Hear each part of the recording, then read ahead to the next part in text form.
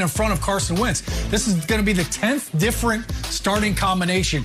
The tackles are the key right here. Look at both these tackles get folded up like a lawn chair right into Carson Wentz's lap. All right, that's Lane Johnson, Jason Peters, who's now is moving to right guard.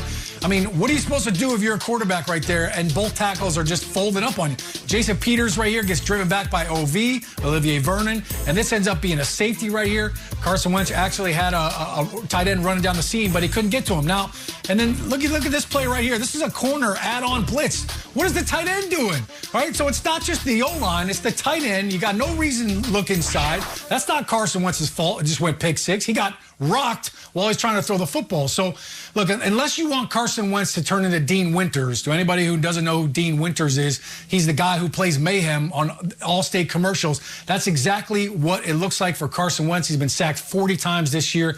The tackles have got to step up. Jordan Mailata at left, Matt Pryor at right. They've got to find a way to clean that pocket from collapsing and find Jamal Adams as well from the Seahawks defense. Nobody wants to be Dean in this situation. No one. You know what everybody wants to be, though? Mike Robb, because he's about to shine. It's the Real Mike Robb Report. We got to come out fighting everything we got. It don't matter who over there. It don't matter, because you know what? We fast, physical, and we going to hit him in the mouth every single play. Play fake. Wilson's going to dump it off in the flat to Michael Robinson. Wide open. Touchdown! Seahawks! Let's go. They don't get nothing else. They don't get nothing else. I'm here all day. Buckle your chin strap. Oh, we buckle those chin straps. The Real Mike Robb Report is back once again. All week I answer your questions on my Facebook, on my Twitter, and then on Saturday mornings I come into Good Morning Football Weekend Edition and answer your questions on live television. Get at me, guys. Remember to use the hashtag Real Mike Robb Report. First question, okay, this is Thomas Frisbee. If you could name a sleeper team in the NFC and AFC as we get closer to the playoffs, who would it be? Hashtag Real Mike Robb Report. Okay, Thomas, in the AFC, I really love what I'm saying out the Las Vegas Raiders, man. I'm telling you, Derek Carr is playing out of his mind. He's completing deep balls down the football field. Josh Jacobs is an animal in the backfield, and they're starting to get after quarterbacks with that defense. And when you look at how every team in the National Football League plays the Kansas City Chiefs, you need to turn on the tape of the Las Vegas Raiders. They know exactly how to beat the Kansas City Chiefs. Next question, what do we got? What do we got, Cody?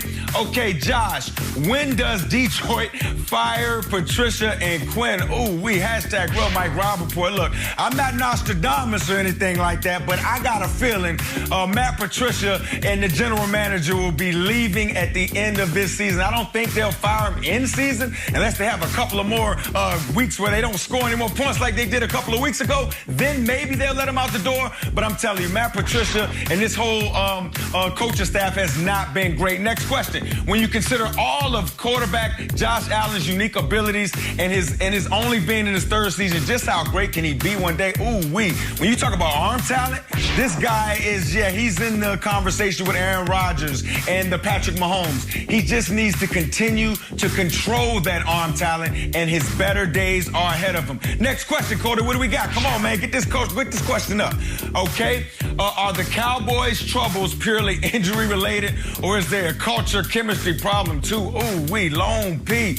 Let me tell you something. The issues with the Cowboys, and I hope I don't get in trouble for this statement.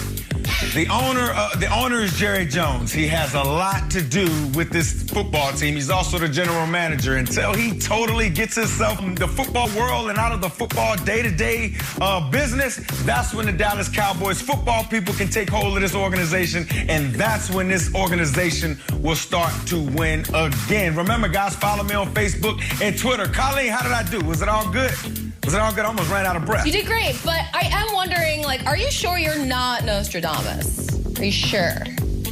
Well, I am a little bit. I meditate, and it just comes through me through the All he needs is one mic. I'll teach you about it during the break. Situation when you were with the Giants. How do you think Coach Brian Flores is handling the situation with the quarterbacks? Yeah, Mikey, I think when you look at what Flores has done in that locker room, the players all respect him, they all love him, and they know it's all about production, and they also know that this is Tua's team.